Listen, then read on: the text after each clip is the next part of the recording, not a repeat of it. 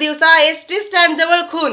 ST stand समोर असलेल्या Shri Bhairavnath mobile shoppe दुकानातील कर्मचारी विपुल अमृतपुरी गोस्वामी याचा 4 तरुणांनी चाकू व कोयत्याने दिवसाढवळ्या केला खून। याबाबत माहिती अशी की 100 रुपयाचे स्क्रीन कार्ड 50 रुपयांना देण्याच्या वादातून तरुणाचा खून करण्यात आला। सदर घटना शहरातील बस स्थानकाजवळ असलेल्या भैरवनाथ मोबाईल शॉपी या दुकानात घडली।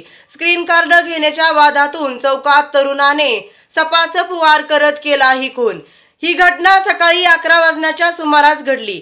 विपुल गोस्वामी असे खून झालेल्या तरुणाचे नाव आहे। या घटनेची माहिती मिळताच पोलीस अधीक्षक संदीप घुगे, अप्पर अधीक्षक रितू खोकर, उपविभागीय अधिकारी विमल यम, पोलीस निरीक्षक संजय मोरे यांनी घटनास्थळी भेट देऊन पाहणी केली। पोलिसांनी तातडीने तपासाची चक्रे फिरवून काही तासातच हल्लेखोरांना ताब्यात घेण्यात आले। यामुळे एकच खळबळ माजली आहे। सांगली शहराच्या एसटी स्टँडच्या जवळ भैरवनाथ मोबाईल दुकानमध्ये एक मर्डरचे प्रकरण झालेले आहे। त्याच्यामध्ये विपुल पुरी म्हणून जखमी आहेत। त्यांचे मोबाईलचं दुकान आहे।